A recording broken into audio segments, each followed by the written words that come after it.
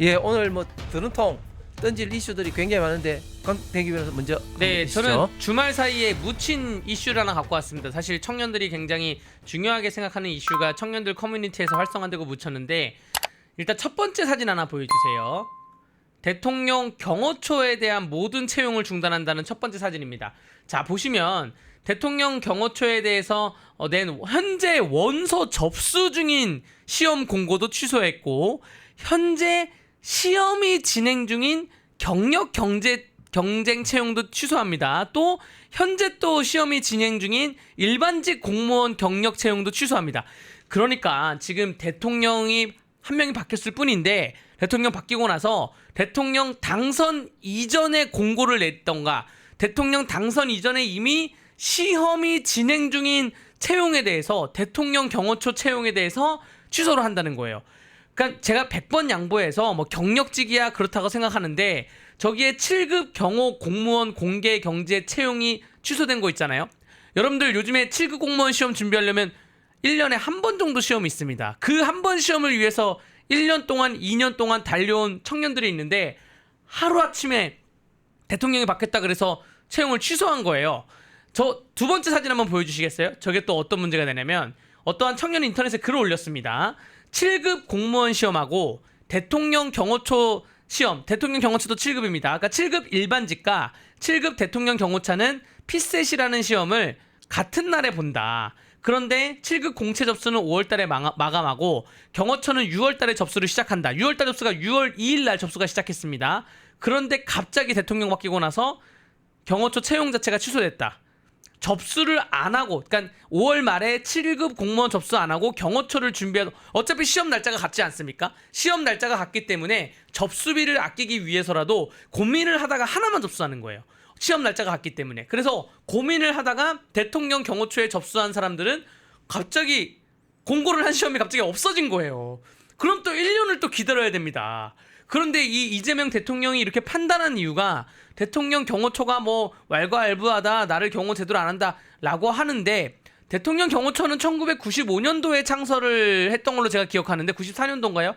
어쨌든 역대 모든 정부에서 하다못해 문재인 정부 때도 압수수색을 막았고 윤석열 정부 때도 압수수색을 막았고 그것은 우리나라 형사소송법상 군사기밀에 요하는 것은 그 군사기밀 담당자로부터 동의를 받아야지 압수수색이 되는 것인데 그거는 당연히 이제까지 대통령 경호처가 한 20-30년 동안 모든 대통령에게 동일하게 적용한 잣대인데 그것을 윤석열 대통령 때 압수수색을 막았다 그래가지고 아마 그때부터 이재명 대통령이 대통령 경호처로 좀 신뢰를 안 하는 것 같습니다. 자, 그렇기 때문에 이렇게 국가적인 공무원 채용을 이게 지금 인사혁신처에서 지금 올해 계획, 내년 계획 이런 식으로 준비를 해왔던 것인데 이거를 하루아침에 이렇게 대통령 바뀌었다고 본인 내가 보기엔 좀 아닌 것 같은데 라고 해서 채용 공고 낸 것도 삭제하고 심지어 지금 시험 중인 것도 5월달에 공고내서 시험 중인 것도 2개나 삭제하고 이러면 나라가 정말 거꾸로 가는 거 아닙니까? 그럼 지금 대통령 경호처에 근무하고 있는 지금 한 20몇 개, 30개 정도 될 거예요. 30년 동안 근무해온 그러한 공채의 이력은 여기 이 사람들은 어떻게 할 겁니까? 정말 이런 식으로 의사결정이 나오면 안 된다는 것이죠. 아니 근데 이제 제가 볼 때는 뭐 지금 뭐 경호처 못 믿겠다 이것은 뭐 명분에 불과하고 뭐 지금 사람들이 아니고 어차피 새로 뽑는 사람들은 설사 윤석열 대통령의 어떤 체포영장을 막는다든지 뭐 그런 게 있다 할지라도 지금 뽑는 사람들은 그거하고 전혀 관계가 없잖아요. 그렇죠. 예, 관계 없죠. 그러니까, 오히려 이재명 대통령이 좋아서 지원한 사람들도 있겠죠. 그러니까 그런 관계가 없는데 저렇게 한 건 이유는 뭐냐면 결국 본인들의 어떤 권한을 뭐 어떻게 보면은 뭐 100% 다 활용하겠다는 거예요.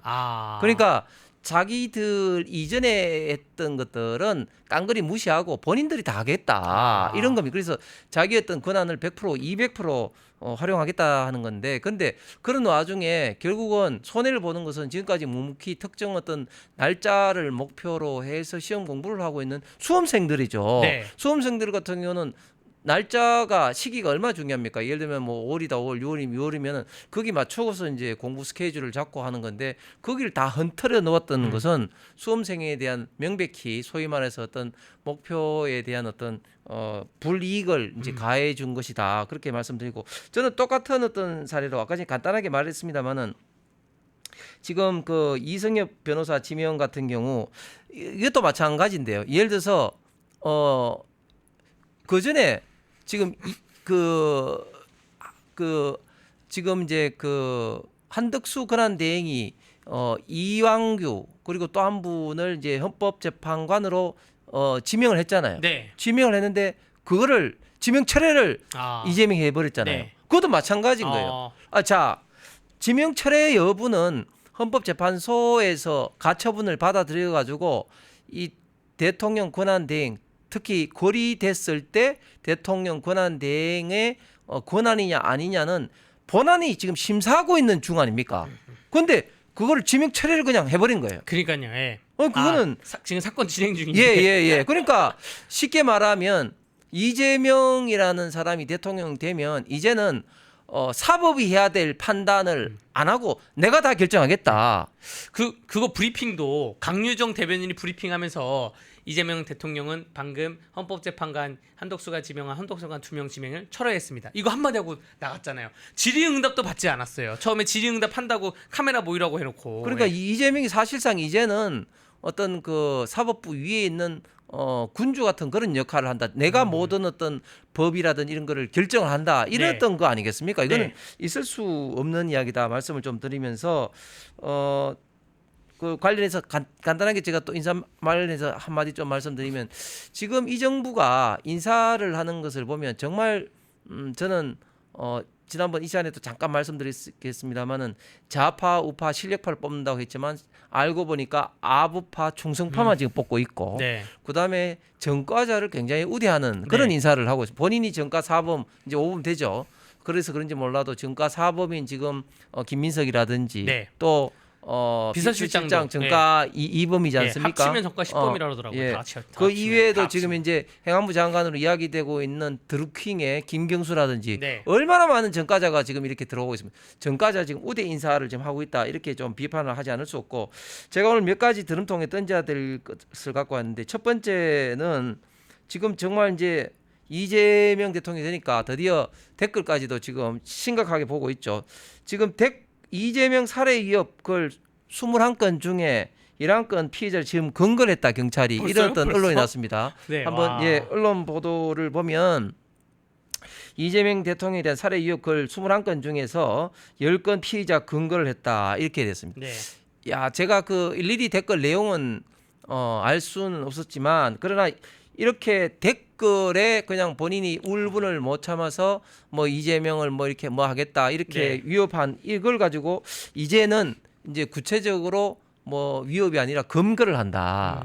그런 어떤 세상이 됐단 말이죠. 그러면 이제 앞으로는 어떻게 될 것인가? 참으로 뭐 우려를 하지 않을 수가 없고 두 번째 제가 또 그 드럼통에 좀 던지고 싶은 것은 이진숙 방통위원장이 지금 사퇴를 하지 않고 있으니까 그리고 이진숙 방통위원장은 임기가 정해져 있습니다. 그래서 임기가 정해져 있는 이 방통위원장이 지금 눈에 가시밖에 안 되니까 제가 볼 때는 굉장히 사퇴에 대한 압박을 가하고 있는 것 같아요. 법인카드 유용. 그러니까 이게 전에 이제 대구 MBC 이제 대전 MBC 사장 시절에 뭐 빵을 뭐 복합했다 이런 어떤 의혹을 계속 제기했는데 그런 관련해서 세 번째 압수수색이에요.